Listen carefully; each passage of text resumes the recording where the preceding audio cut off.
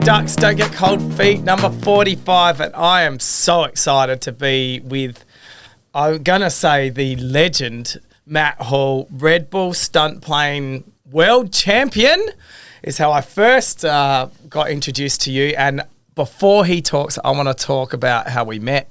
We were at the Bend. I was going for a Red Bull stunt plane flight. Get into it, and in between this, there was someone I'd been watching the air race because I do like it, and I'd noticed that this bloke was Australian, so I got more excited. Matt Hall, blah blah blah. We get to the track and up and about to go in the air, and you go, "Oh yeah, hey, what's your name, JP?" "Oh yeah, I'm Matt," and I'm in the air, and I'm like Matt Hall, and he said, "Yep, I'm Matt Hall. This is Matt Hall Racing," and I was like Matt Hall, like you're leading the world championship. He goes, "Yep, Matt Hall." And I was like, mind blown that I was sitting in there. And you went on to win, I think in Japan, you went then and won the world championship for the Red Bull stunt plane. Yeah. And yeah, it was a bit of a fanboy moment. And now we are here today, and credit to you, Matt. Thanks for coming on. You've got such a busy schedule in Adelaide. Welcome to sunny Adelaide. Thanks, mate. Thanks for having me here in sunny Adelaide. So we talk about things for Red Bull, for for flying, and I talk about things all the time. And you guys haven't been racing for, I think, 2019? 2019 is the last time we had the Red Bull Air Race, which is sad, but it also means that I'm still the reigning world champion. So, so in that regard, it's like, hey, it's getting easier to win world championships, I tell you. So, I mean, do you have any inside information on why that stopped? It was a great event to watch. It was a good spectacle to watch. I remember going to Perth on the Perth River there. I think someone put it into the water. Yeah, one of the blokes put it into the water there as well. So yeah. And it got a lot of people around, lots of families around, and I think it was a great event. I always said it would be perfect around Sydney Harbour, Opera House, Bridge, circles are over the Sydney Harbour Bridge. It was a no-brainer. Yeah. But money, I'm assuming? Well, yeah, that and risk. So, the Mr. Mateschitz, who passed away about 12 months ago, he was a big supporter of aviation, loves aviation. And so it built up, really, it started off as a marketing exercise of just, hey, look at this, Red Bull. And then it ended up becoming its own entity. So that's why they actually separated it as its own business, Red Bull GmbH, so it became its own entity. Sponsored by Red Bull as Red Bull Air Race. But the problem was that they couldn't make money out of it. So they were burning a lot of money, like amazing product. It was the third most popular motorsport in Europe. It was going big places. But they were losing a lot of money on it, getting a lot of marketing from it, but losing a lot of money. And the reason they were losing money is because they were the owner and the main sponsor. And you can't make money off something if you're the primary sponsor and own it as well. Absolutely. So what their objective ended up being was to sell it and then put a team in it. So sell it to an independent company who could then go out and get their own sponsorship for it and call it whatever they want. Emirates Air Race or whatever they wanted to call it. The Drake Air Race. So looking at that sort of stuff, you'd be fine with putting that amount of money in. Yeah, and then, absolutely. But in the end, they sold at the end of 2019, and the timing was impeccable that you sell it to a new company. They never raced again because of COVID. So it lost its momentum. Yeah. So now to start that ball rolling again has been incredibly difficult. Let's we can go back, but let's talk about starting it again. Now, doing a bit of research, notice that they are trying to start something again. What actually is it they're trying to starting? And looking on the website, it looks something to do with AR, something to do with you're flying over an augmented reality place. I thought this was all done like I'm a big fan of my Oculus. I tell everyone here I work out on Oculus. So I'm right into it, but you're telling me you actually took off in your plane and replicated a run. Is that, what's it called and what are you doing? Yeah, so that's Air Race X. So the reason that came about was last year we were supposed to start racing again and it fell over again. And there were three of the pilots, myself, Yoshi and Pete McLeod from Canada. The three of us got together and went, we've got to take control of this because everyone else is coming in thinking they can run it, but they don't run it and they fail. So we decided we needed to do something cheaply to start with. So, keep the budget down so we can at least get out there and race. So the three of us started working on a concept. We invited 5 other race pilots in. And as you say, the result was we all raced in our own countries. We raced the same track over the ground, which was in our own places. So we didn't have to ship planes or ship teams. And then the data was collected on telemetry, and then the data was overlaid in a city in Japan, in Tokyo. So it's not exactly how I want to be racing, but at least we got something started to try and get the energy levels back, so that hopefully then some sponsors come along and go, oh, you guys are actually making it work. What about if we threw some money in and brought you all to the same location again? And we've proved that we can race. It's now just a matter of getting us to the same location next time. I mean, what's it called? RaceX? AirRaceX. AirRaceX. Elon Musk, if you're listening to this, which I'm sure he is, it's the perfect thing. Well, he rang me just the other day, so yeah. So it's the perfect thing to roll out. But I guess you look at that and I think, okay, it is, you're actually, in your plane and you're replicating the course. Not as cool as having things stick up where you could potentially die. Yeah, exactly. We can still potentially die in this one as well, because it's the augmented reality is still real for us when we're recording it. But I totally agree. It's we didn't invite any spectators to watch us race because it doesn't make sense, because you got a plane just flying around, nothing in space. So there's still a desire to go into everyone together around pylons and doing that stuff, but it's a starting point. Yeah, and one of the things I look at with people that put their life at risk for doing dangerous things, Formula One drivers, your air race team. I'm assuming you guys were pretty tight, and the camaraderie between all you're all a bit crazy. Let's face it, you all at any time can die. Yep. And I know you don't think that when you're flying. Hope you're not thinking that tomorrow when we're in the air.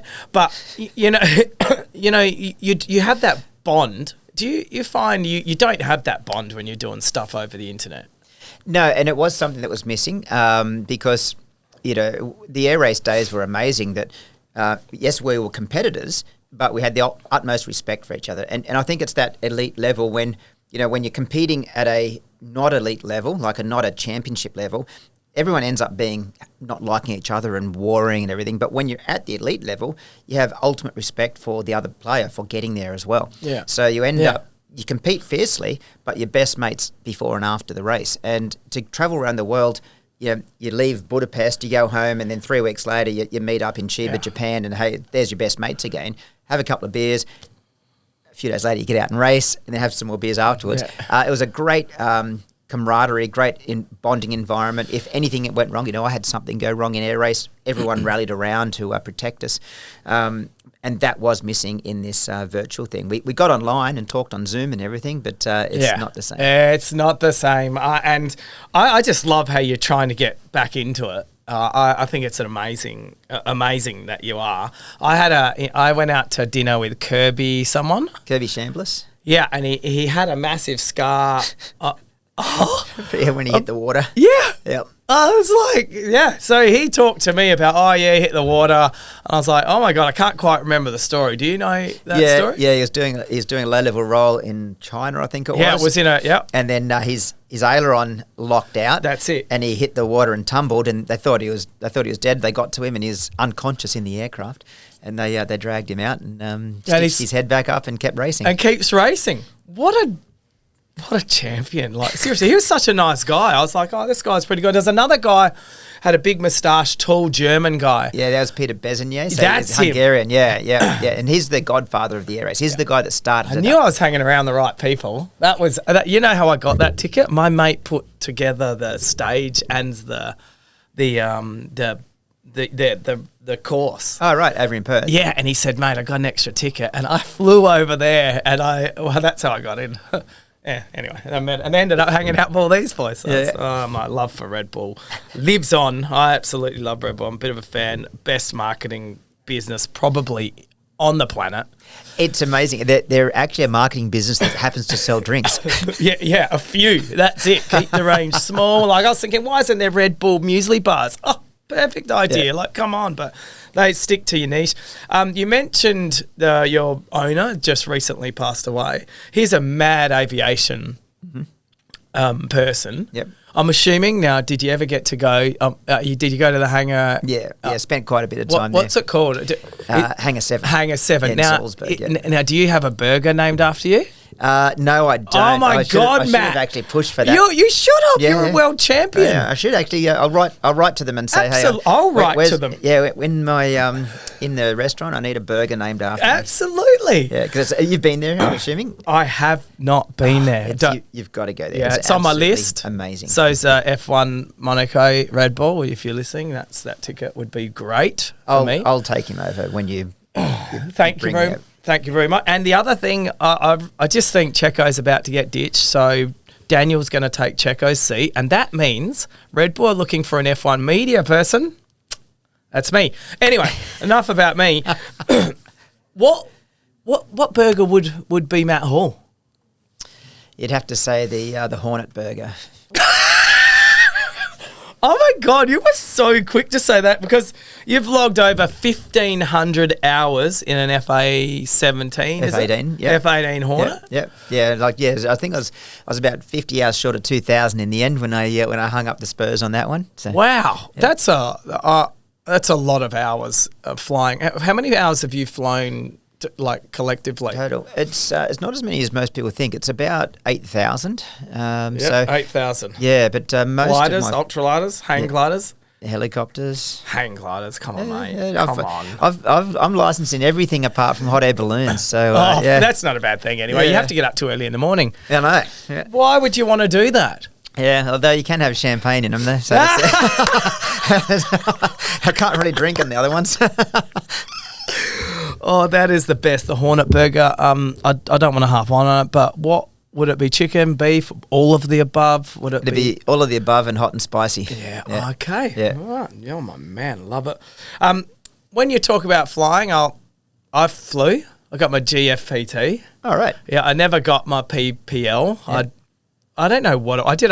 Clocked 100 hours. All right. And I was doing solo flights, and I took my wife up for a spin one day in Queensland. Perfect conditions. Landed. She goes, "I've never gone on that plane again." I was like, "Oh fuck!" So I quit. I was like, it was perfect conditions. I was good at the flying part. The comms and all that get a bit lost sometimes, like, passing through, 2,500. Yeah, anyway. It's a new language. Yeah. So I enjoyed it. I thought when I was flying, it felt like I was maybe meditating a bit.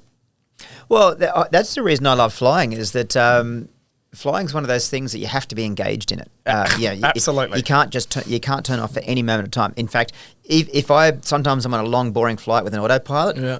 I've tried to read a book and I can't. I'll read 3 words and I'm like, what's going on around here? So don't try and read a book when you're in a plane. So what it means, it's immersive. And it's like similar to when you're in your racing car, the rest of the world disappears. It's just you and there's not a single other thought apart from what you're doing right now. And it's extremely relaxing because it is so immersive. That's exactly how I explain it. I think you got a car, you go forward, back, you may go left and right.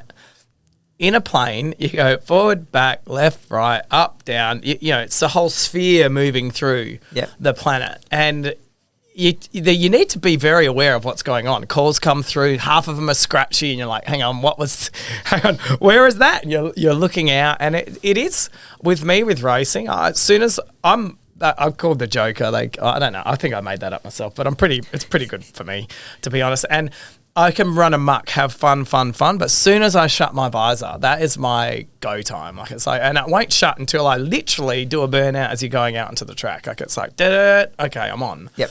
And that's what flying was like to me. And I used to say to Dad, because Dad, my old man flew as well. Right. There you go. And when we talk about, your whole family has flown. Yeah, granddad, dad, and you. Yep. It's something about it, right? You're not normal. Yeah, well, I'm not sure if it comes down to, there's something that gets passed on through genes. It's hard to believe that you would after 3 generations, but definitely having immersion in it from a young age. So I grew up on my dad's lap flying in planes when you didn't really have to sit with a seat belt on the kid. So I grew up going up and down in planes all day, every day. I used to ride in the hopper, which is the the chemical tank of a crop duster. Going up and down with my dad with no windows or anything. I'd just be hanging on inside the fuselage, hanging onto some poles, going up and down. The only way I could see out there was a crack in the floor, and I could look down and see the trees below us. That's how I could see where we were. So I grew up doing that, and it was a natural thing for me to fly, more natural than driving a car. In fact, I could fly planes before I could drive a car. Wow! I had to get a lift to the airport so I could take people flying. Wow! See that it sounds amazing. Were you in New South Wales? You were brought up in New South Wales. I'm assuming. New South Wales, yeah, just near Newcastle on a small farm on the Western Lake Macquarie, and so I learned to glide when I was started my gliding lessons formally when I was 14. Went solo when I was 15, and then started flying ultralights at 16, and then powered aircraft. And so I used to con people into driving me to the airport. Well, I'd say, do you want to come for a fly with me? They'd be like, yeah, okay. I'd say, well, you've got to pick me up and drive me to the airport because I can't get there. So they'd drive me to the airport, then I'd take them flying. That made them a little bit nervous. Oh, absolutely. I love the fact that that's exactly what happened. I got a mate that they're not Swedish, so they're Norwegian maybe, and they do paragliding. So I think they're a bit crazy too, right? That's on the craziest side. That's the one where you can have a prop at the back of it. And he was telling me his first experience, he'd seen his dad do it a million times. He stole his dad's stuff and went up on the hill at 8 years old and had a crack. And then came back because he landed somewhere, came back with all this shit everywhere and said, oh, Dad, we got to go pick up the rest of it. And the dad didn't even know he was out. And that, I went, who the fuck does that? Yeah, different, isn't it? It's like you think of a kid stealing a car. No, he stole a parachute and jumped off a cliff. Yeah, that's it. Yeah, that's it. That's it.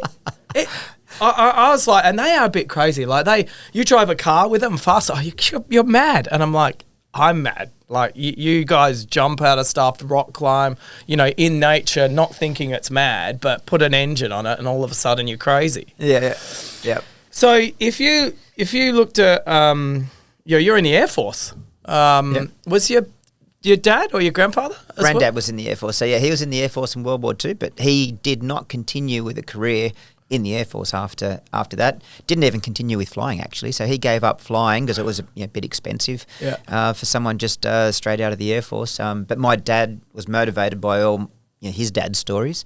And my dad joined the Air Cadets and started flying with a scholarship, but he didn't join the Air Force. He stayed as just a civil pilot and enjoying weekend flying, and was an electrical engineer. Okay, so when you actually were in Iraq, I believe? Yep, that's correct. Yep. So what's a USAF medal? Now, this is for heroinism. Now, it sounds like a drug. Heroism, yeah. So the USAF, that's United States Air Force. So I was on a 3-year exchange. So basically I'd flown our fighters and our F-18s. I'd been on our Top Gun school and been an instructor on that. And then as a reward for all of what I've been doing in Australia, I was sent to America to fly for 3 years. And I was flying the F-15E Strike Eagle, which is a bigger, more capable aircraft than our aircraft. And it happened to be while I was over there, Operation Iraqi Freedom, the second Gulf War kicked off. And I was taken over as still an Australian officer. So I was still Australian, wearing Australian rank, employed by the Australian government, embedded in a United States Air Force squadron in the Middle East doing combat operations in Operation Iraqi Freedom. So through a number of those missions, I was awarded some medals for heroism under fire, for sticking around in a bad situation and helping out some Marines on the ground. Oh, fuck. You're a fucking Top Gun. You are a Top Gun. Yeah, well, Tom Cruise comes to me for advice. No, like you. So I that is amazing. So what do you mean sticking around? Like, can you explain this stuff? Or it sounds exciting to me, but were you scared? Not at the time. No, you don't get scared while you're executing. It's like anything in life. You get scared while you're waiting. You get nervous and apprehensive while waiting, but once you're actually executing, you don't get scared because you're so busy just doing the right thing. And so there was missiles and AAA getting shot up at me while I was defending against that. Get fucked. Are you serious? Yeah. So dodging AAA and rounds and missiles while dropping weapons In fact, we ran out of weapons while supporting them, so I then hightailed it back to home base, which is about an hour's flight away, raced back there, this is now 2 or 3 o'clock in the morning, got out of my plane that was out of weapons, walked across the tarmac, jumped in another aeroplane, flew supersonic back up there and finished the job. Oh my God. Like, that's just unbelievable. You know what? That's fucking baller. Yeah. It was supersonic. Now, what is supersonic? That's it's about 1,000 kilometres an hour. 1,000 kilometres an hour. Yep. So when you see, let's just unpack that a bit. So when something's been shot, you're in the air. Yep. Pretty high? But probably about 15,000 feet. And then you come down to like a level of seeing. We did all of our deliveries from high altitude. So I'd be rolling from 20,000 and then deliver at about 12 or 13,000, then back up again. So AAA will go to about 12, 13, 14,000 feet. Missiles will go, depends on the missile, but up to 60,000 for the big ones. So you're always under fire. Can you see it coming? Or what is there some radar? Yeah, so we have radar warning receivers that'll tell you when you're being lit up. There's some will light you up, some won't. I was flying, did a lot of ops at night time, so we had night vision goggles on, and you can see the missiles and the AAA at night time. So it made it a lot safer actually flying at night time, because you can actually see the AAA. You see, footage on it like from Top Gun, where you see it like it's like a hose waving when they're just waving the AAA around, and the same with missiles. Very bright hot spots shooting across, and you can see as you do this, and the missile changes direction with you, and you go, oh, that one's on me. So that's how you can test to see for missiles engaging you, because you start maneuvering, and if it maneuvers with you, if you and your wingman do that and the missile does that, you're like, guess who it's on? Yeah. So you go turn, and then if it does that, you're like sucker, or you go damn it. So like in Top Gun, we're going to use Top Gun because this is fucking what it sounds like. They set something off. Is that real? That's real. So we put out chaff and flares to distract the missiles. So both have their unique purpose. So chaff is designed to be a radar reflective material. So hopefully if you're being targeted by a radar guided missile, it'll see the chaff and bite off in the chaff thinking that's an aircraft. And bang. And then it'll go through the chaff and explode because it thinks it's an aircraft. Is it heat? No, it's just reflective material. So it's short bits of metal, and you're basically just putting tinsel out in the air that looks like an aircraft. Is a big radar section. And then the flares, they're the hot ones. So they're to disguise the heat of the aircraft jets to get it to the missile, heat-seeking missile. Yeah, so that heat-seeking missile, it looks like you can't get away from that. Oh, you can. You just got to be smarter than them. So, so I got shot at a reasonable amount. In fact, I had one that came very close to me that I had to defend aggressively against, and I beat the missile. The missile overshot me and went that way somewhere and hurt someone else when it landed. But yeah, I ended up getting targeted quite aggressively by a very capable weapon system, and I had to defend. It ended up being me versus the missile, and I beat the missile. Fucking. Don't worry about AI. We just send you in. Yeah. We can overcome the computer programming. So this is all ground to air. Yep. Did you have any air-to-air battle? No, we didn't. We thought we were going to. In fact, so I was on the first mission, so the shock and awe mission. And my squadron commander drove me home. We briefed it the night before. And then we drove home and got some sleep that night, and then got up at 2 o'clock in the morning to go and do the dawn strike. And as he dropped me off at we're actually staying in tents. As he dropped me off, he said, I wonder if anyone will bag a MiG tomorrow. And so, because we were expecting MiGs to get airborne and that we're going to have to start shooting. But as it turned out, in the second Gulf War, not a single enemy aircraft launched. They all went, there's no way we're getting involved in that, because we were a big force. There was one point where I was committed against a potential aircraft that was about to take off. So they got indications that there was a MiG about 100 miles north of me that was has started its engines and was taxiing to take off. So the best way to kill an aircraft is to get it before it's capable, and they're not capable when they're on the ground. So it was like, hey, there's a MiG starting, and they gave me a commit, and it was like, just stop what you're doing now, which we're dropping bombs. It's a multi-role fighter. So it's like commit, boom, and it's like turn, light the burners, start, supersonic, start climbing, go and kill that aircraft. So it was like, we're off. And it's like, and that was adrenaline. It's like, boom, we're going to shoot down a plane. Yeah, it's like, and if you can get there before it takes off, you're not under threat. As soon as he's airborne, it's now a matchup. Wow. That's amazing. That's what happens, right? Exactly. That's combat. That's why you sign on the dotted line. That's what you're signing up to do. Did you feel like you were flying a lot? So I'm assuming you're flying before you're meant to. Yes. As it all, it happens with everything. You look at kids at today that, if they want to be Formula One stars, if they're at 10, they've probably missed the boat, right? Yeah, they need to be driving carts at 5. Yeah. And they've probably been driving them at 2. And I think with that, what did you think you were always going to get into the Air Force or not? No, it was a late decision for me to join the Air Force because, I was talked out of joining the Air Force by almost everybody because, the whole officer and gentleman thing, not me. So they're like, you're not going to suit being in the Air Force. That whole officer and gentleman thing is lacking. And then I was also told that, it's a big commitment. You got return of service, lots of marching and saluting, and I just wasn't into that. Yeah. And so I thought, I'll be an airline pilot, but I started struggling to figure out how I was going to pay for that because it's expensive to go and get your commercial. So I was like, absolutely. I'm not going to be able to do this. So I actually started thinking in my late teens, I'm not going to be able to be a pilot. And it was quite devastating to me. And then I met a World War II Spitfire pilot. And he said to me, I'd give anything to be in your shoes right now so I could have a crack at flying these supersonic jet fighters. And I realised he was saying he wanted what I had, which was the opportunity. And I had the opportunity, and it's what I wanted to do, but I wasn't prepared to commit to it because of other people's opinions. Yeah. So you know what?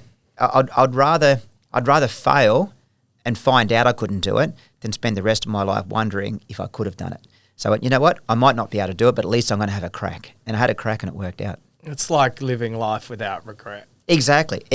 So there's so many people that I talk to that go, "Oh, I wish I had have," and you're like. Yeah, so you should never live your life going, I wish I had have. As long as it's morally correct, say yes to everything. It's so true. I mean, life's full of two journeys. Number one is finding something that makes you happy and enjoy. And number two is actually doing it. Exactly. And the majority of the world never gets that. Yeah, and it's because, and I'll talk about this a lot, it's because people get concerned about other people pointing their finger at you, going, told you couldn't do it. But you know what? I'd rather put up with 5 minutes of people saying I told you couldn't do it than spending the rest of my life wondering, I wonder if I could have done it.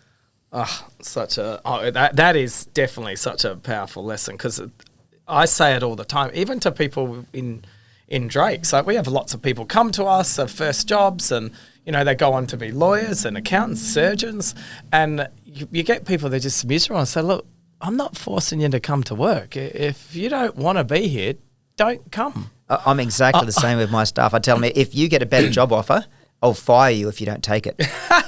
Wow. Wow, it's a similar thing, a little bit different. My people aren't flying around anymore. Well, they might be. Well, some of them are. Poor Joe. One of my IT boys went and got his commercial light, like literally COVID strikes, and he just is finished getting his commercial, done all the Cathay Pacific, and literally it was like, boom. And he's like, fuck. He still flies though. Got his instrument rating the other day. Back to the mailroom though. Yeah. I'd love it if Joe's listening, but because poor Joe, but he's gone and got his instrument license since, and he's like, hopefully it will change moving forward. And I was like, it's just interesting to see how it can change because aviation's not, it's not for everyone, that's for sure. Yeah, it's a passion, and it has to be because it's so unforgiving.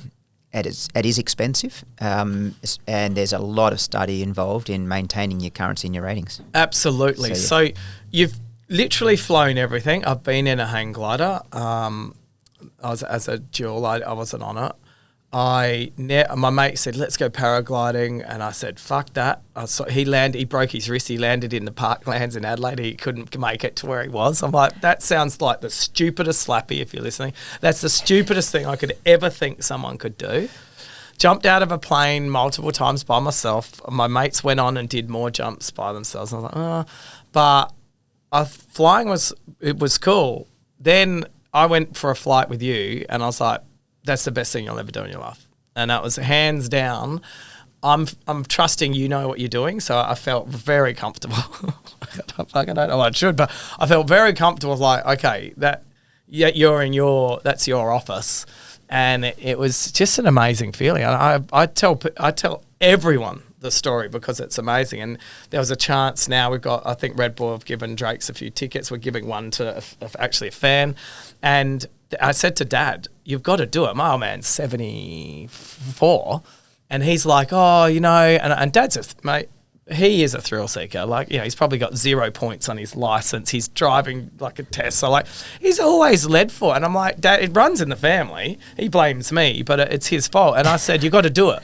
And he goes, what he'll be like? And I said, he'll go as hard as you think, but it changes your mind about what a plane can do for a start. Yeah. Well, what we're doing out there is my motivation when I'm taking people flying is to have them land and go, that's the best thing I've ever done. Whether they're 90 years old or whether they're 15 years old, it's for them to land and go, I get it. I don't want to scare them. I don't want to make them sick. But I'll take you as far as you want to go. So everywhere from, you know, gentle, graceful aerobatics where you're looking at the world in a whole unique level, or pushing yourself to you know, high G levels where you know we're on the boundaries of consciousness while doing it. And so it's like a choose your own adventure and push yourself as hard as you dare in an environment that is not normal. Yeah, it's everywhere. It's 360 full on. So we're talking about that. Have you had any close calls? I've had a few. Let's forget about the air race stuff. Have you, when you're growing, do you want me to tell you about my close call? I'll tell everyone. Yep, So Cessna 172 coming into land, Caboolture Airfield, and it was okay. It was a bit of wind around, but wasn't nothing on coming into, what is it, downwind? Oh, no, not downwind. I was actually landing. Final, coming into final, and there's a highway just before you get, and just as I got to that, I'm not sure, it had never happened before. A full crosswind, I full locked to like the steering wheel. I was full locked. It was very quickly, very sudden. My glasses were fogged up, like fully fogged up. Like within, I was like, fuck! Like, and then got the plane down and landed. That to me was fucking close. Yeah. And I was like, oh. And I was like, oh. And then my instructor said a comment one day, Brian Carpenter. Yeah, I know Brian. Do you? Yeah. Oh, he's crazy. And he goes, you know, JP, I'd rather wish I was, if I was up there, I'd rather wish I was up here. No, what did he say? I'd rather be on the ground wishing I was flying than in the air. Yeah, wishing I was down there. And I was like, he's fucking right. Yeah. And I was like, you know what, mate? And then when I took my wife for a perfect fly, and she said, no. I said, well, what's no point doing it by yourself. Yeah. The whole point is to go places, and you know, I picked her up. We went and had lunch somewhere. It was all cool. But yeah, that was to me a bit of a close call. I had a couple of bounces on the. Everyone does that. Oh my god, bouncing down the runway. But I thought I could fly. And that's what Brian said. He goes, you can actually, I feel connected when I fly. Yeah. Yeah. Anyway, that's enough about me. Yeah. Well, I've had a couple of close calls. Even growing up, you know, I've had probably three engine failures where I've landed an aircraft with the engine stopped.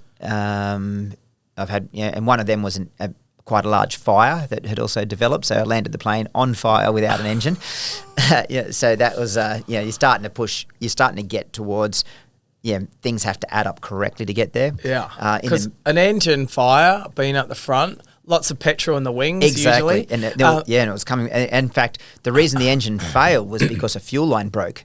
So now I've got... Oh, so the fuel's now all over the engine? And it actually came into the cabin with me. So I had fuel pooling in the cabin with me while it was on fire just the other side of the firewall. So if that had breached, it was like all over.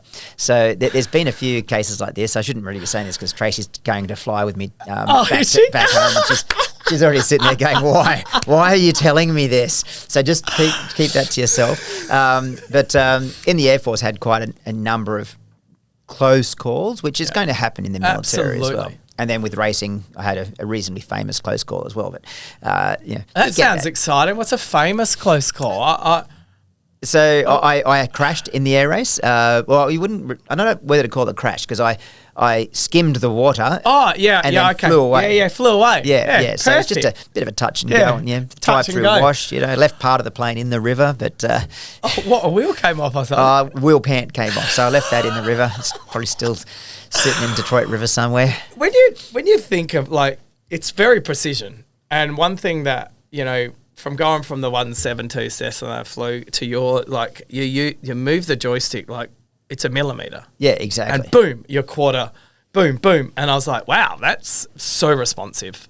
Yep. And you said, oh, this is the slow plane, and then you basically said, so there was a 2-seater. What plane were we? That was in the extra 300L. Yeah, and then you said, oh, the race planes compete like a Red Bull Formula One car to a Toyota Yaris. Yep. And I was like, wow. Because I'm thinking I was in the Yaris being a 172 Cessna and we were in the F1 and you're like, no. It's a totally different ball game. So I call the extra my fat family model. It's got it's big and fat and it's got 2 seats, whereas the race plane's the thoroughbred with 1 seat in it. That's the Batman version? Yep, exactly. Yeah. So it's the extra is still the most maneuverable piece of machinery actually that carries a passenger. So we can be talking boats, ground vehicles, airborne vehicles. The extra is the most maneuverable piece of machinery that carries a passenger on the planet. On the planet, yes, more maneuverable than fighters, anything like that. The race plane is twice as much again, but it's a single seater. And the race plane's just ridiculous. It hurts. Yeah, you could easily pass out. Oh, for sure. Easily pass out. Most people pass out at about 4G without training. Yeah. We'll take passengers to 8G in the extra, and I've been to 14G in my race plane. Wow. It's amazing. It's an amazing feeling because you're almost lying down. Is that as a passenger? Yeah, so you're getting towards there because the reason is you passed out under G because the blood runs out of your head into your legs. But if you think about it completely... Doesn't happen to most of us? Yeah, well, that's, yeah. No, that's a joke.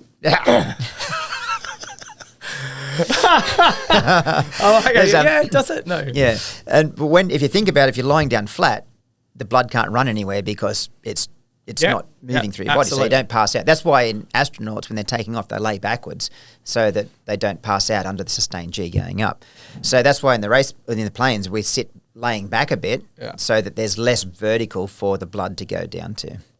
Yeah, it's amazing actually. It is because I mentioned before this MiG flight. I was sitting upright. I was like, oh yeah, mate, I can do 8-9 Gs, and I thought I was so cool. And he goes, yeah, all right. And Tasmania takes off, boom, and then just got off, wheels up, and then just banked it up. And I was only 3 or 3.5 G, and I was like, I could. I started going dark, and I pulled out my National Geographic learning and tense your legs. And he goes, you're right? I go, yeah. And I just held in there. But it felt like I was sitting on a stool at school, like really upright, really uncomfortable. Yeah. And your body's got about 2 to 3 seconds of natural G tolerance anyway, because it takes 2 to 3 seconds for the blood to go from up here down and then your brain to go, that's it, I'm out. And so it takes about 3 seconds. So you can take a lot of G for about 3 seconds. So it's when you have the sustained G, even at lower G, the blood slowly runs out, and after maybe 4 or 5 seconds, you start to feel the effects of it. So I've watched Top Gun, and they do the opening scene in some experimental plane doing 1 billion Gs. I can't remember what. It was a lot. Yeah. Is shit like that true? So on that one, it was like they were out there flying their hypersonic aircraft. Yeah. There is stuff like that going on. Yeah. I'm no longer in the circle that talks about that sort of stuff, so I don't know where things are at. But there's definitely some high speed flights occurring out and around the place. When you look at the history, SR-71 is like it's 50 years old. Is that the one that looks like the stealth? No, it's the one that's really long and got the big ramjet engines. They retired it already 20 odd years ago. But if that was 50 years ago and retired 20 years ago, what's around. Yeah, exactly. Yeah, do you guys all talk about? Oh yeah, I was doing like triple supersonic. Like, is that the sort of shit that you guys talk about together? With not really, because you do a little bit, yeah, because everyone has all fighter pilots can go supersonic, but you end up going, well, if someone can really go fast, you talk to a guy that can do Mach 3, you're like, you win. Yeah, it's a very aviation's pretty crazy, and look what it's done for you. Yeah. Well, I sometimes feel like if I could take snapshots of some of my life, like through my own eyes. Yeah. Here's my point of view, where I'm going under a bridge in a race plane. Even just yesterday, I'm flying here across Australia in my Red Bull branded plane, and I go, if 10-year-old Matt could see through my eyeballs right now, he'd go, "Whoa, really? We get to do that?" And it is quite amazing what aviation has given me for a lifestyle, for a career, through friendships, achievements, learning. It's aviation is I can thank aviation for my entire life. What advice have you got for a budding young? I would say Joe, my old IT guy, but he's done. What advice would you give for a budding person that wants to get into aviation, like a kid at school? What advice can you give them that would give them a bit of encouragement? If you were looking at yourself when you were 16 or even younger, saying just the Nike quote, just do it, or what it's a bit like that. It's just get into it. So it doesn't matter how you get into it, and getting into it doesn't even mean going and getting lessons. Getting into it can be as simple as going to the local flying club and hanging out, sweeping floors and washing planes. You're getting into it, because things will happen from that. It's the commitment of yourself into it that then leads to opportunities. I've got people that now work for me full time that were hanging around my airfield as a teenager, and we gave them jobs to do and gave them some pay and then took them flying, and now they're in the aviation industry. So it's just get into it however you can afford. If you can afford to fly, go flying. If you can't afford to fly, hang out, join the air cadets, do things that involve in aviation, and good things will come from it. It is that, just showing interest. Yeah, commitment. Show people that you are committed. You didn't go to the movies with your $10. You actually went and bought a bus ticket to go to the airport and hang out all day, absorbing from the experts. When you look at the planes that you've flown, what's the coolest plane? I'm assuming it's your Red Bull plane, no? Or is it? It's a home. I get asked that a fair bit actually, and.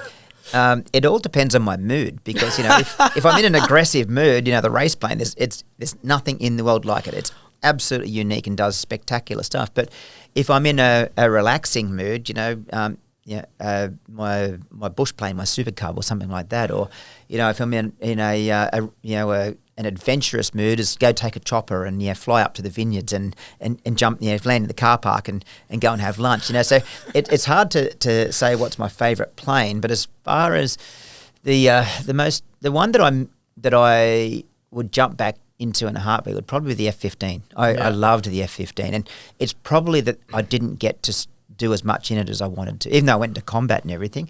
I flew it for 3 years, and I still had more left in me to do with that aircraft. I still had more relationship to build with that aircraft, because it's a relationship.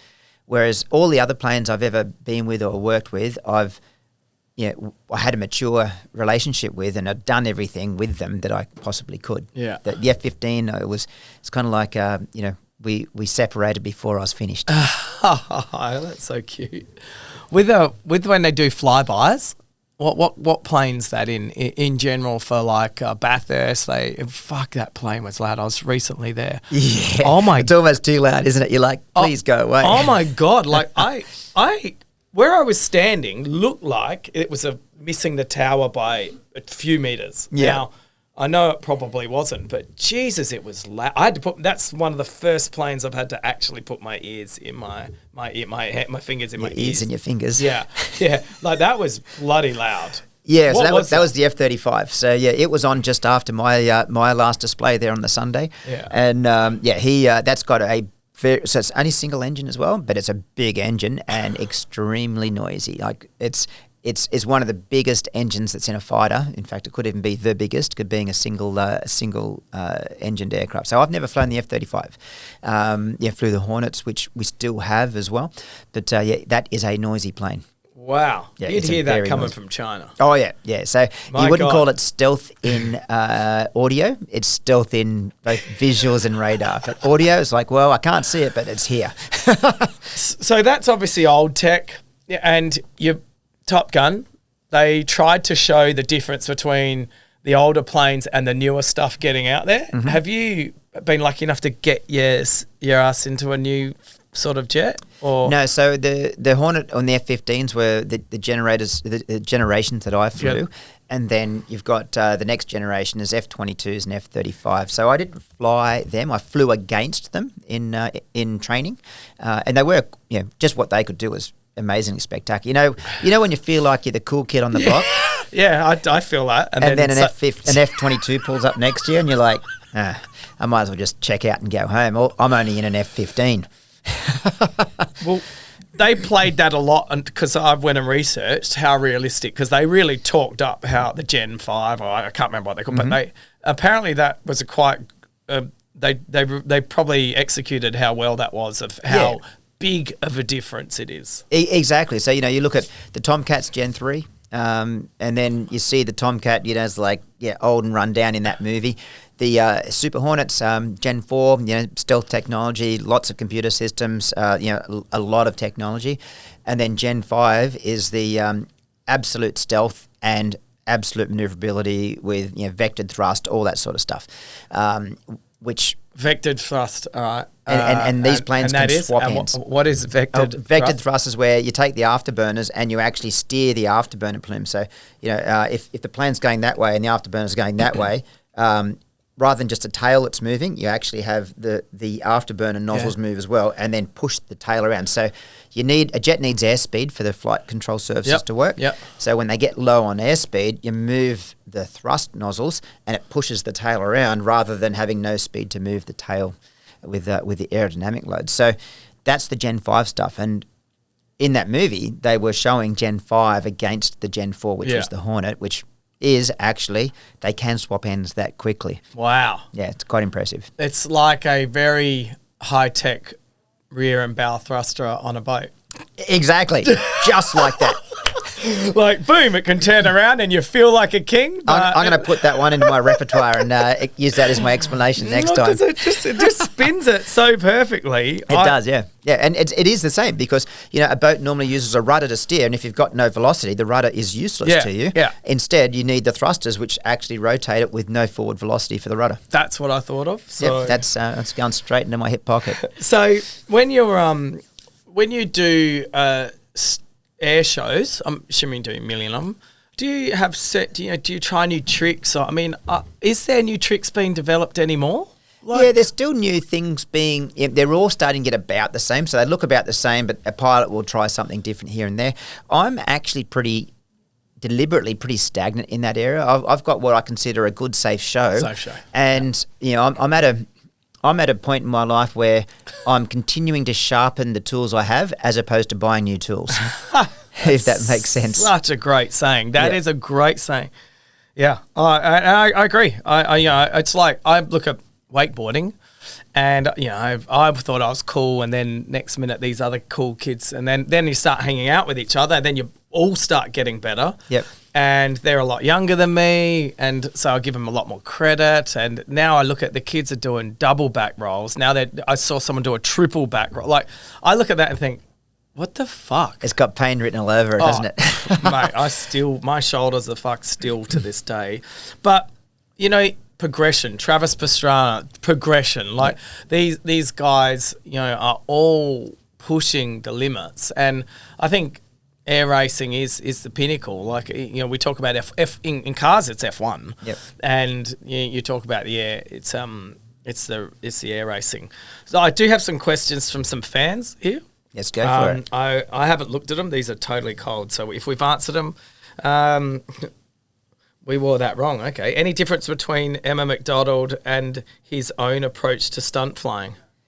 All right. So, Emma works for me. Emma. Yeah, okay. And so she's doing the displays as well. So she'll be up at the Gold Coast in formation displaying with me.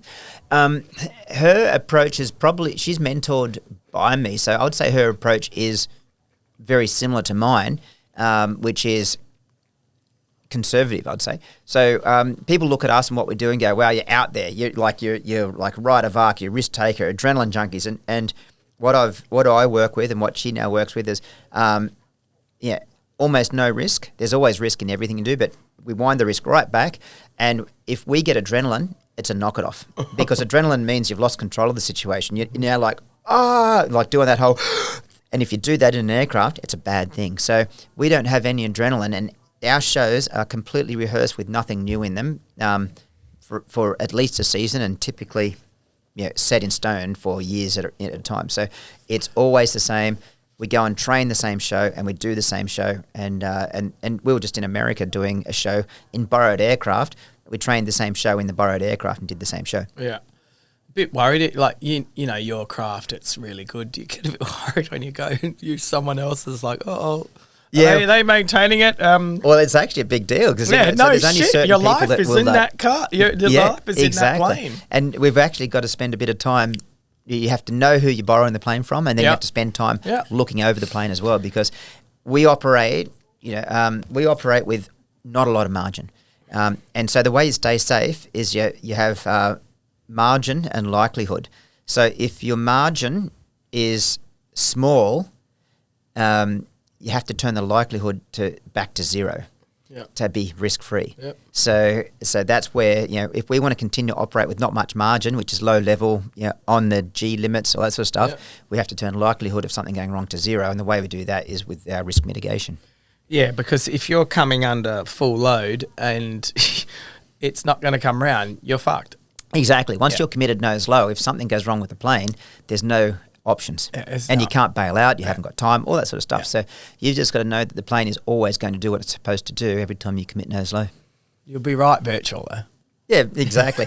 But I'm still recording it real. We need to be doing it in a simulator. Then I can actually drink beer while I'm racing. Oh, that's exactly right. Probably get a bit more creative. Dutch 1324, what drives and motivates you? I would say trying to be perfect. So, I'm a perfectionist, and I never get complacent, because complacency in our business kills. And if you think you're already perfect, you will get complacent. So every time I do anything, whether it's a corporate talk, or whether it's a podcast, whether it's fly my plane, I go in not nervous, but with the objective of making it the best I can. I know it's not going to be perfect, but every time I fly, every time I do anything, I set forward the mindset that I want to make this better than the last one. It stopped me being complacent, and that's the zone, that's the flow, that's the clear everything out of your brain and enjoy the moment. Oh, I love that. I'm a moment enjoyer. Hey, Joe has sent a official Joe Mercedes. He's the guy that went and okay. Have you ever flown a DA-42 with PH? No. No, I haven't. I look at them and you got to have some style about you. That's so true, because if Joe's flown that, it doesn't have style. Sorry, Joe. Lloyd's ladies, I'm assuming that's abbreviated for Adelaide. What's the best reaction from a passenger? I've had a few times that people want to have my babies. Can you sign this? That's the best. Do you get motion sickness in anything? That's from AG. I do. So when I'm training my other pilots, into different levels of flying, whether it's displays or racing, I'll sit in the front seat like you do in the extra, and them, because I'm a control freak, with them flying it, I get airsick. So we only can do very short flights when I'm training the other pilots, because it turns me inside out and I struggle. Wow. Yeah, and it's really just that whole, like, I am, I'm a natural pilot and I fly with the plane. So when someone else is doing it, I'm getting shaken up. Wow. Do you get can you go on rides or like cars through the hills or? If I'm driving, rides, I don't like roller coasters, once again, because I'm a control freak. Sitting on a roller coaster, I'm like... Oh. But you know where it's going. Yeah, With you got no idea where it's going. Well, normally I do, but, Maybe tomorrow I won't. We'll see what happens, huh? Oh, shit. Oh, this is AG again. He's a watchman. What's the best wristwatch for a pilot to wear? An iPad? Yeah, in fact, I've got to say that the Apple Watch I use a lot at the moment because it's always on time. And you can put alarms on it for changing fuel tanks and everything. But I've been sponsored by a few watch companies over time, so I'd say Breitling's are good as IWC. IWC. I've got one of them as well. The Bremonts are good. The Hamiltons are good. So yeah, quite a few. I hope I covered them off okay there. We know IWC. Listen, I think that you deserve an IWC Top Gun. If you don't have one, the camo one, I reckon you should have that. Came out when Top Gun came out. I'll say my thanks already. Thank you. Okay. So, I think we've answered this. How much of your military is that Binge Clark? How much of your military flight training carries over into stunt flying?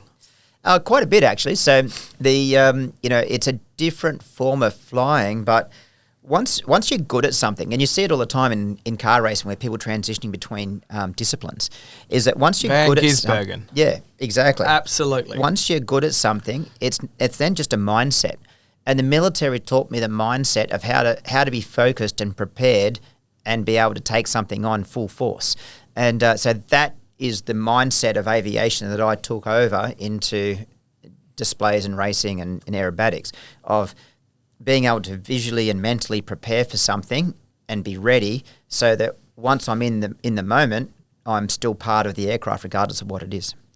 What actually drives you? Like what gets Matt Hall out of bed?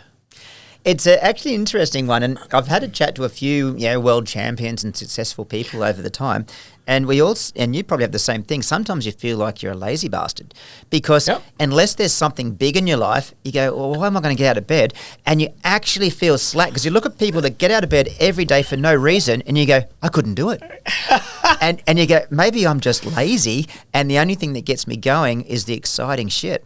So, but I think that's part of being someone who operates at a high level is that you get used to that, the chase of that perfection of achieving something and recognition for being good at something. And if that's not there, you go, I don't want to do it. So it actually is.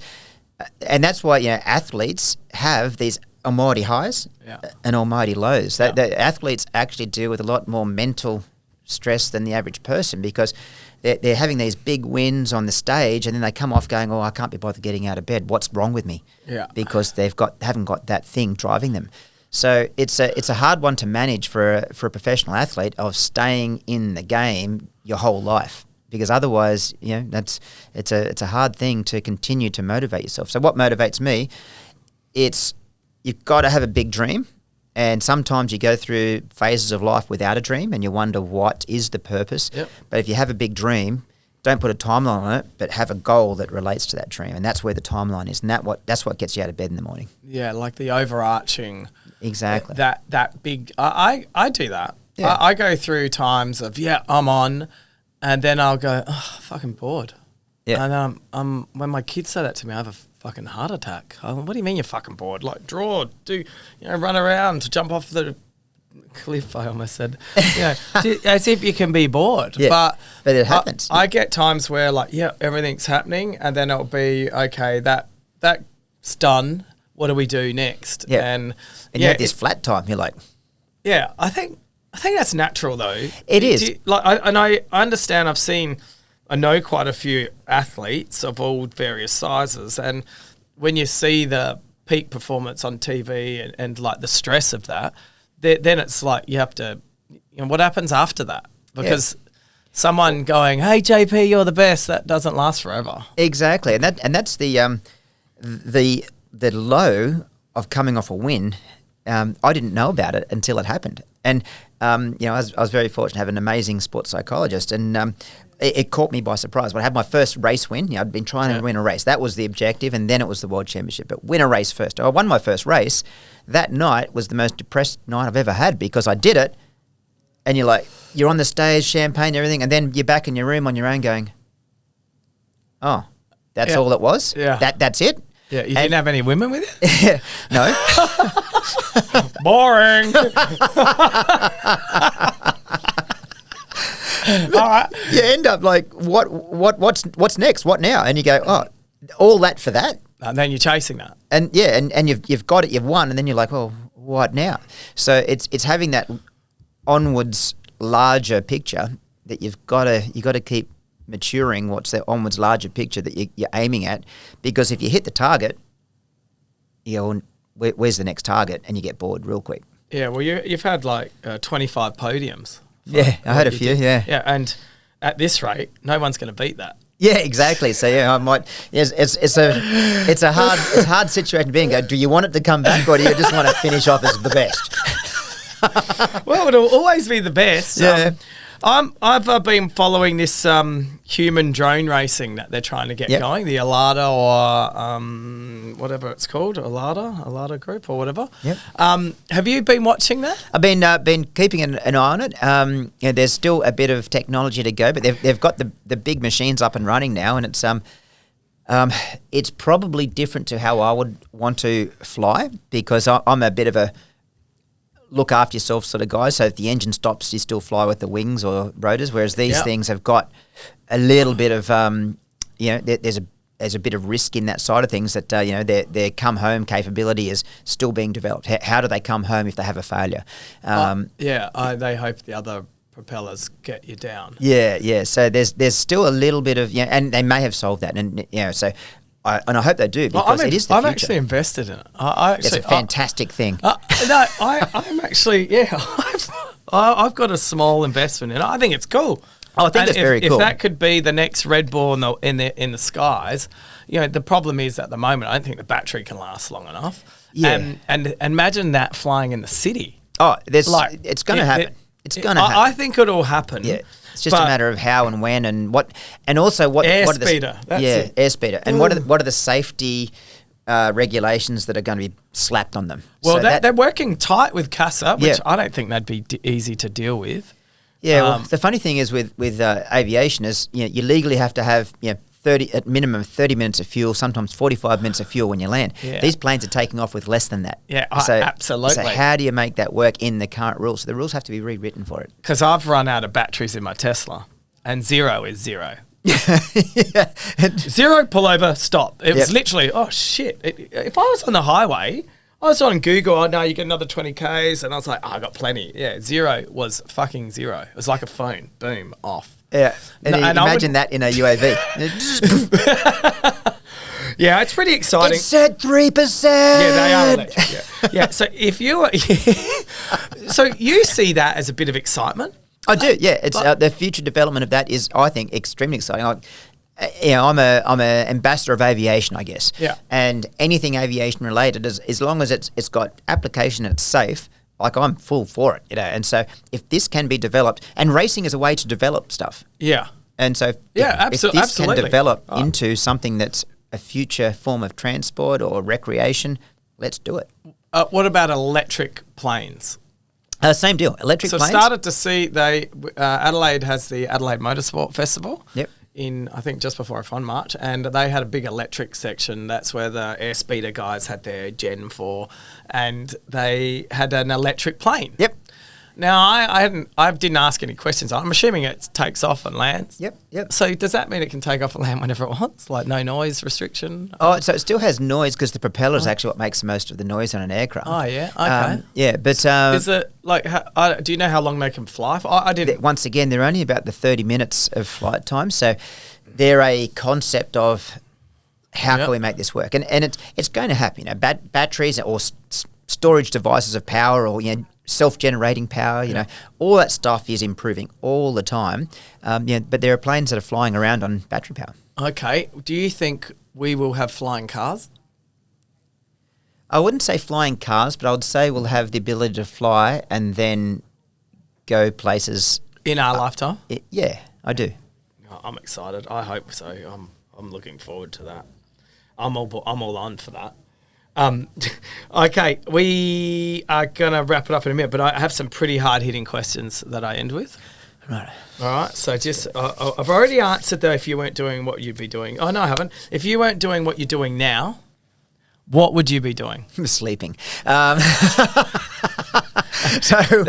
fair. Yeah, I think I'm an outdoor sort of guy, and I love I love like harnessing nature in the air. Like the air to me is an environment that you can do amazing things with. So if I wasn't a pilot and doing what I do, I'd be sailing.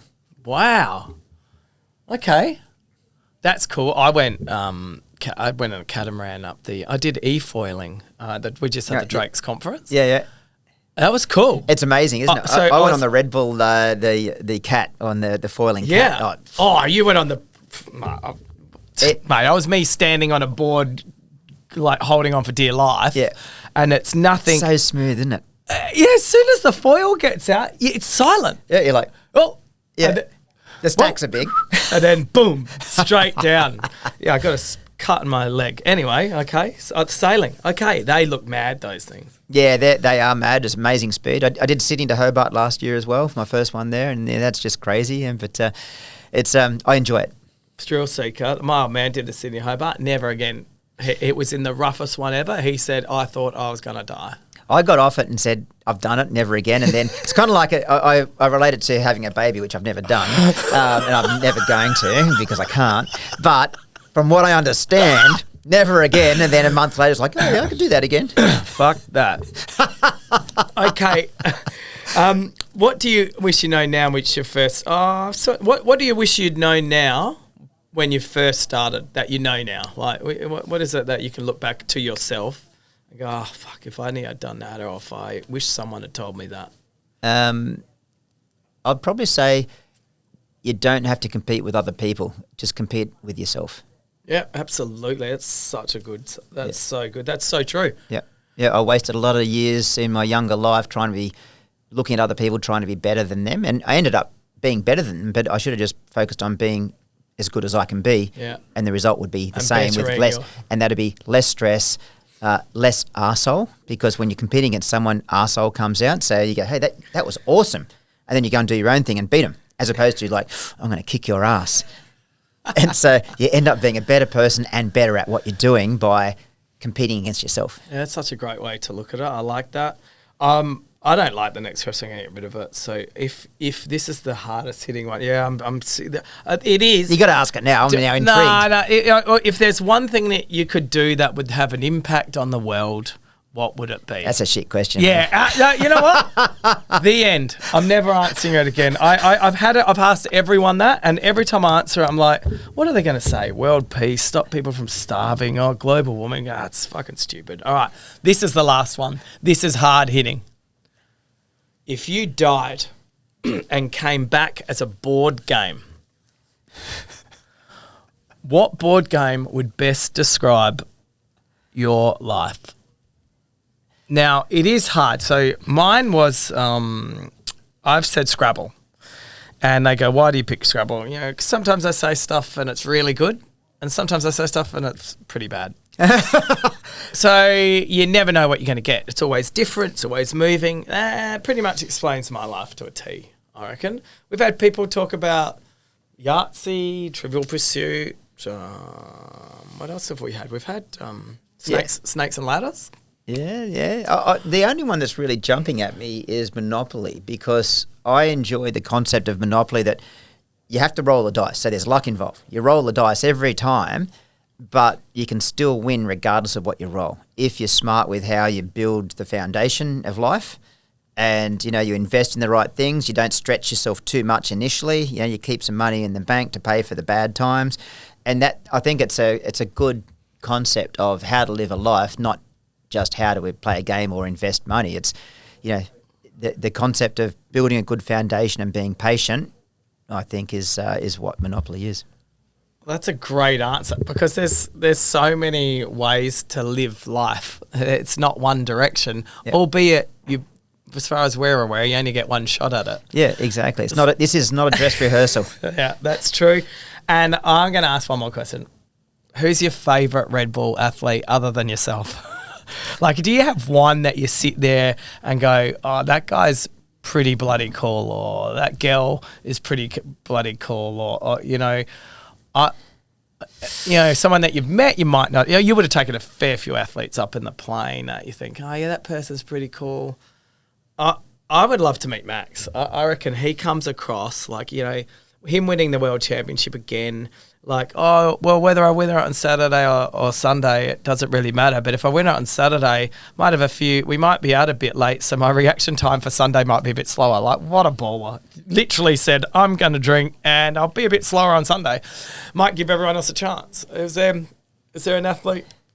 Yeah, I've met quite a few of them, and they're all an athlete for a reason, that they're good at what they do, and they've got a great. You can learn stuff off every single athlete. I was fortunate enough to be at the Red Bull Summit at Formula One when we were there as well. Someone I got to meet for the first time and actually have a few conversations with, and I've done helped out a little bit with his own charity, is Mick Fanning.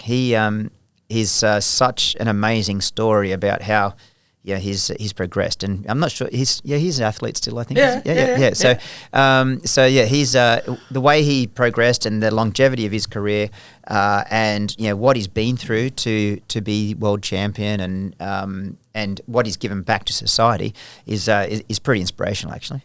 Oh, that's awesome. Thank you for that. And he's also punched a shark. There is that cool factor. You think I'm cool because I dodged a missile? He punched a shark. Like, holy shit. Oh, Matt, I thank you for coming on. I guess our relationship formed from you being in a plane with you, and you were cool enough. You respond to things on Instagram. You comment on stuff, and not everyone does that, and it's really cool. We've had this.